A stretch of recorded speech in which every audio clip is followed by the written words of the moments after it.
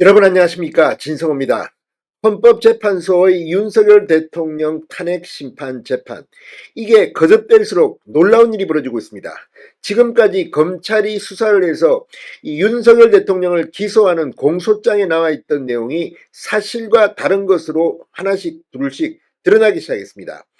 지금 이진우 전 사령관 같은 경우는 검찰 공소장 내용 중에서 내가 발언한 것과 너무 다른 것이 많다고 이야기합니다. 또 여기에 헌법재판관 중에서 보수 중도 성향의 재판관들도 큰 역할을 했습니다.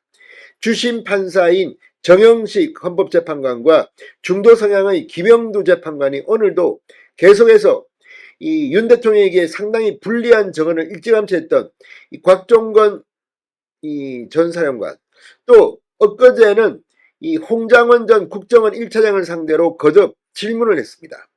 도대체 당신 발언이 이해가 잘 안 된다는 겁니다. 자, 정영식 재판관에 이어서 김영두 재판관도 오늘 곽종건 정인의 말이 자꾸 바뀐다고 지적했습니다. 왜 그럴까요? 자, 지금 윤 대통령을 탄핵하는데 결정적 역할을 했던 곽종건 전 특전사령관, 오늘 이 정영식, 김영두 재판관의 송곳 질문에 계속 말을 바꿨습니다. 대통령 지시 아니다, 장관 지시, 뭐 국회의원을 뭐 어떻게 해라, 국회의원이라고 말한 적 없다. 정말 이걸 보면 얼마나 이 말도 안 되는 진술에 그동안 언론들이 그리고 검찰이 놀아났는지 아니면 국민을 놀아나게 했는지 모르겠습니다만, 오늘 윤 대통령에게 결정적으로 악영향을 미친 곽종건 전 사령관의 진술이 번복되면서 오늘 발칵 뒤폈습니다. 헌법재판소의 책임이 점점 더 커지고 있습니다. 이런 식이라면 지금 검찰의 윤 대통령 공소장, 한 번도 검찰은 윤 대통령을 대면 수사한 적이 없습니다. 그냥 다른 사람들 뭐 수사한 거 이거 막 끼워 넣어가지고 짜깁기 해서 윤 대통령을 기소했습니다.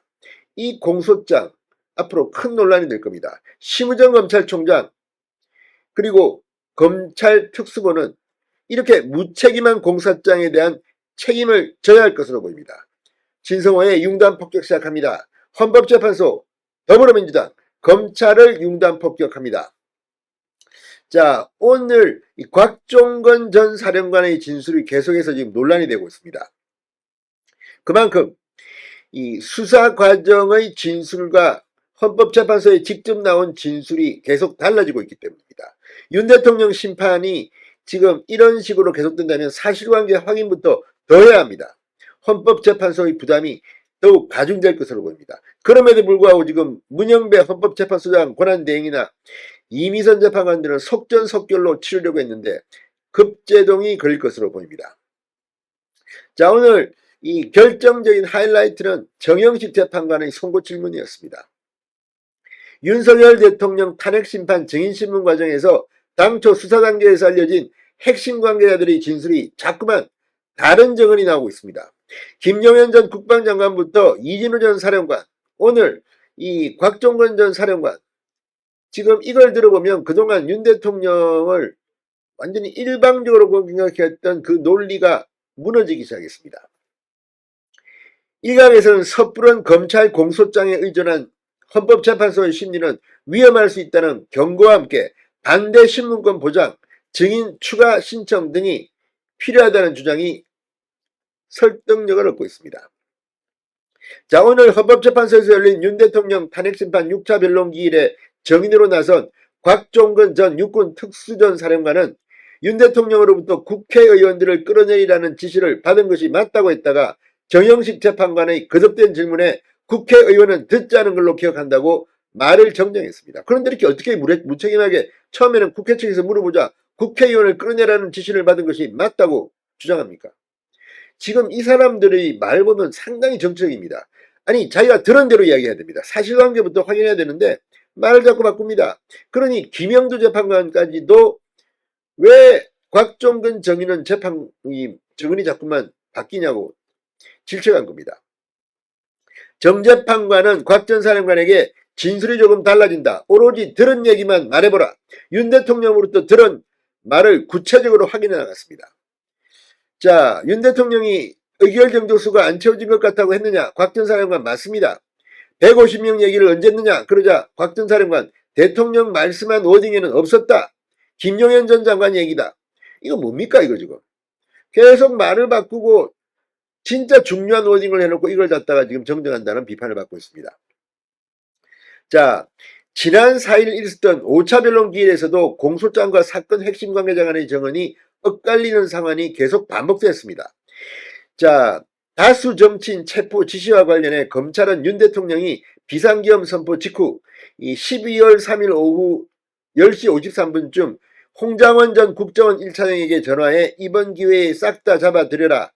그리고 이 홍 전 차장 헌재 출석에 이 발언에 목적어가 없었다. 윤 대통령이 행위의 대상을 지정하지 않았다고 밝혔습니다. 그러니까 윤 대통령 공소장 이런 데 보면 지금 뭐 이재명, 뭐 한동훈, 우원식 뭐 이런 이야기를 나오는데 이게 지금 계속 말이 조금씩 달라지고 있는 겁니다. 이진우 전 육군 수도방위사령관 비상계엄 해제 후 윤 대통령에게 2번, 3번 계엄하면 되니 계속 진행하라는 지시를 받았다는 공소장 내용에 대해 제 기억에 없는 것이 많다. 공소장에 나와 있는 내용은 제 발언 내용이 대부분 아니다라고 말했습니다. 그러면 검찰 공소장에 이 내용은 누가 쓴 겁니까? 소설을 지금 창작을 한 겁니까? 아무튼 지금 헌법재판소의 재판이 진행될수록 검찰의 공소장에 문제가 얼마나 많은지가 만천하에 드러나고 있습니다. 자, 100페이지가 넘는 것으로 알려진 윤석열 대통령의 내란 혐의 공소장을 참조하는 헌법재판소의 심리는 그래서 법률적으로 문제가 많다는 지적이 커지고 있습니다. 앞으로 변론기일 추가, 그리고 증인 추가, 폭넓은 증인 채택 및 반대 신문 기회를 제공해야 한다는 목소리가 커지고 있습니다. 윤 대통령 대리인단은 이미 헌재에 제출한 답변서에서 헌재법에 따라 재판이나 수사가 진행 중인 사건 기록을 헌재가 받아보면 안 된다고 반발하고 있습니다. 윤 대통령 측은 수사기관이 작성한 수사기록에 의존해 탄핵심판을 하면 헌재가 초기부터 유죄심정을 형성하게 된다고 짚으면서 수사기록 주 내용은 군경지휘부 일방적 진술에 불과한 데다 윤 대통령 반대신문권도 보장되지 않는다는 점을 지적했습니다. 이제 진실은 드러날 겁니다. 헌법재판소 이따위를 하다가는 진짜 국민들이 가만히 있지 않을 겁니다. 오늘 한덕수 국무총리가 이미 경고한 바 있습니다. 진성호의 융단 폭격이었습니다. 여러분 감사합니다.